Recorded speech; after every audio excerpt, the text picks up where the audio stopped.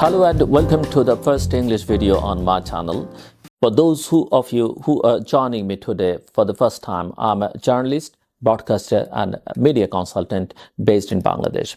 I hosted the daily late-night political talk show Tritiyo Matra on Channel I, for which I have produced more than 7,000 episodes since July 2003. I'm also the executive director of the Bangladesh-based think tank at the Center for Governance Studies.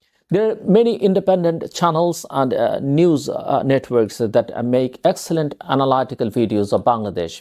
However, I believe that I can add to the discourse my unique perspective as a citizen of Bangladesh, living inside Bangladesh, and who is intimately familiar with the day-to-day politics of Bangladesh due to my extensive experience in the media.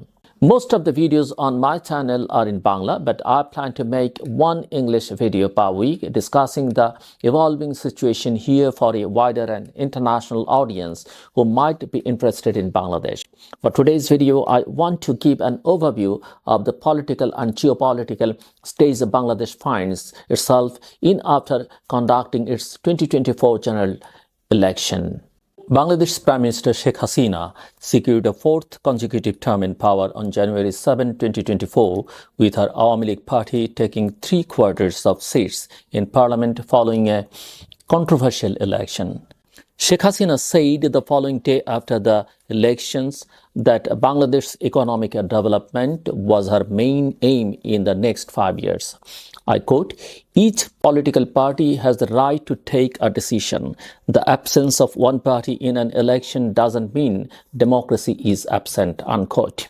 Hasina is often credited with presiding over Bangladesh's impressive growth in recent years, but the country's economy is currently facing an array of problems. The prices of food and fuel have been surging, threatening to push many Bangladeshis back into poverty. At the same time, foreign exchange reserves have dropped to less than 3 months' worth of imports. The garment industry, which is crucial to Bangladesh's economy, has witnessed a wave of labor protests. Bangladesh's parliamentary election had been mired by controversy, with the ruling Awami League consolidating power and facing criticism for undermining the democratic process. In the 300 directly elected seats, the Awami League has nominees in 263 constituencies and an additional 269 party members running as independent candidates. This results in multiple Awami League candidates in many areas, exacerbating concerns about a fair electoral process within the Grand Alliance. Western nations, led by the United States, have urged an inclusive and democratic election. In September, the US imposed visa restrictions on individuals deemed responsible for undermining the democratic process in Bangladesh. The motivation behind such pressure is to prevent a recurrence of the last two elections, both criticized for lacking fairness and freedom. Looking back, the controversy stems from the Awami League's abolition of the non-party caretaker government system mandated by the constitution to oversee elections. This system, instituted in 1991 during the transition from military rule, was eliminated by Prime Minister Sheikh Hasina, who has been in power since. The move caused significant controversy as it was not subject to a required referendum. Hasina's majority in parliament allowed her to remove the referendum requirement for constitutional changes. Opposition parties have consistently demanded the restoration of the caretaker system. In 2014, they boycotted the parliamentary election, allowing the Awami League to secure its second consecutive term with over half the seats uncontested. In 2018, despite the opposition's participation in the election, reports emerged of widespread arrests, restrictions on opposition activities, and election irregularities.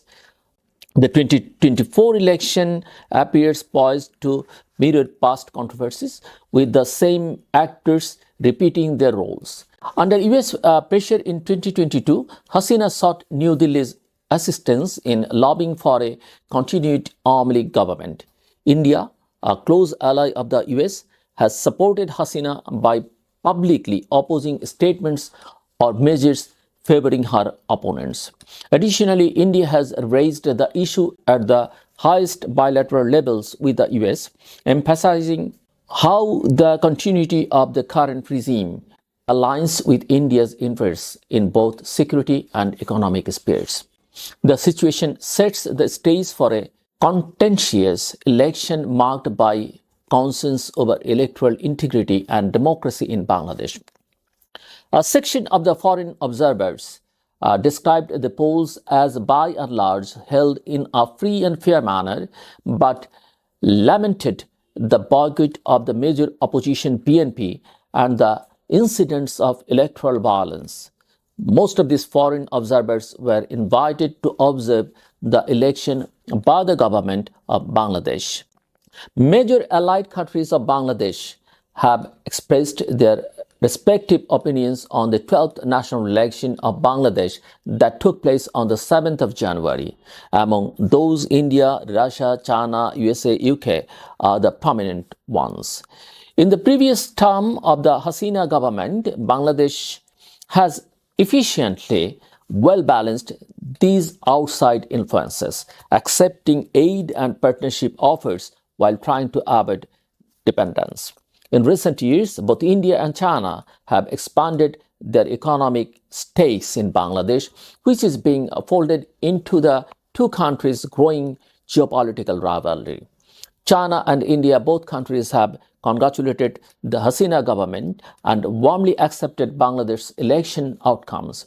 This is a rare point of agreement for New Delhi and Beijing, which are otherwise bitter regional rivals. On one hand, bilateral trade between India and Bangladesh has exceeded 15 billion US dollar in 2022. India recognizes Bangladesh as a vital eastern buffer and provides critical support in ports and power, essential for national growth.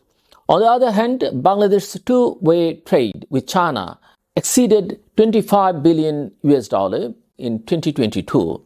China is also financing large infrastructure projects with Belt and Road Initiative financed infrastructure projects. China has committed over 38 billion USD in investments to Bangladesh. China has also been financing several mega projects in Bangladesh. Dhaka's increased reliance on Chinese financing of its infrastructure projects has been a cause of concern for India for quite some time. New Delhi's main worry is about China getting a firm footing in Bangladesh. It has followed with particular concern Dhaka's procurement of two refurbished Chinese submarines and construction of $1 billion base for them in Qutubdia, in Bangladesh's southeast. Though Hasina has so far balanced her geopolitical relationships with both China and India, New Delhi has argued that the American insistence on democracy and human rights in Bangladesh may ultimately push her firmly into China's fold, harming the wider Indo-Pacific strategy that is at the core of the US-India partnership. The big question is how Dhaka will continue to manage the competing expectations of both countries in the future. Bangladesh's other significant close ally, Russia, also congratulated Bangladesh and confirmed the legitimacy of the election and its adherence to generally accepted standard by Russian delegation headed by Andrei Shutov.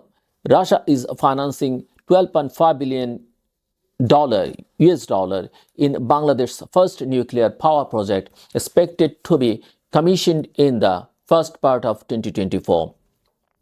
With relations between the United States and Russia at rock bottom after the latter invaded Ukraine, Moscow's official spokesperson has directly accused Washington of planning an Arab Spring-like unrest in Bangladesh after the 7 January election. While local observers and over 200 international observers along with China, India and Russia have welcomed Bangladesh's newly elected government, the USA, UK, Canada, Australia and the UN have condemned the violence that took place during elections and in the months leading up to it. The European Union has taken a somewhat softer approach to the election and has not been as vocal as the United States. There has been some speculation that the commercial interests of two of the EU's major constituents have played a role. France and Germany are involved in linking a huge deal for the purchase of Airbus jets by Bangladesh state-owned airline Biman. Through this contrived election, the prevailing situation of barely functioning institutions such as the Election Commission, the National Human Rights Commission, the judiciary, and the universities, which has substantial influence on society, will cease to operate in the true sense.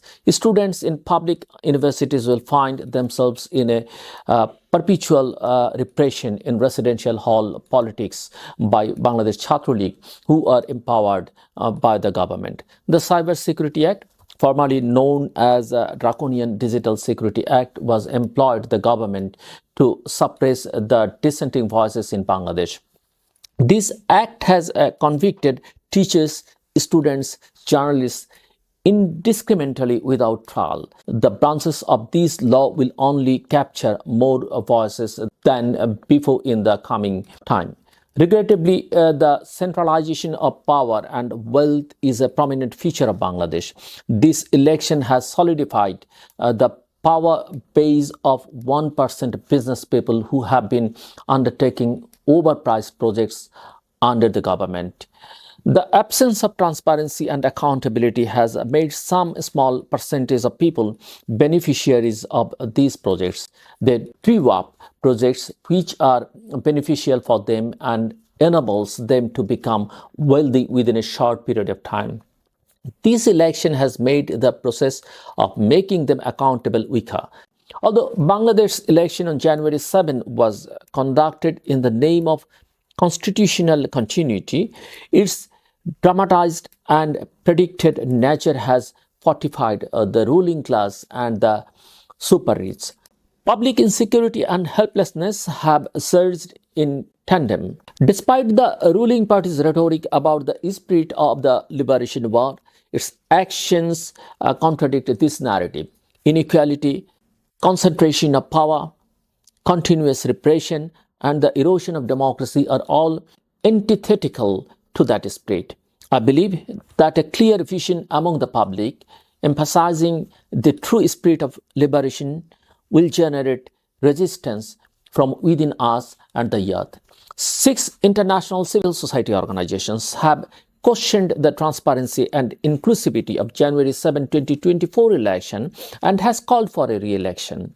The 6 organizations questioned the around 42% voter turnout, which the foreign ministry said that as high as 70% in many rural constituencies, but the national average fall because of a lack of voters in the city areas. The foreign ministry has thwarted these accusations as biased, unjustified, and full of false and baseless allegations. The joint statement by these civil society organizations are misleading, one-sided, and anti-election, according to the foreign ministry. The world's major geopolitical players, with diverse and often competing individual interests, have made Bangladesh a kind of battle of their own.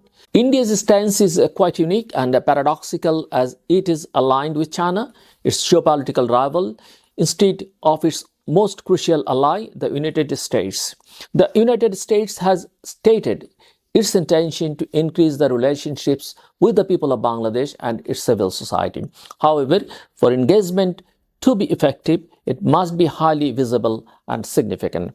Perhaps the election results and the following entanglement between China and Bangladesh will serve as a wake-up call for India and the United States. However, it is unclear if Bangladesh citizens would profit from all of this foreign attention.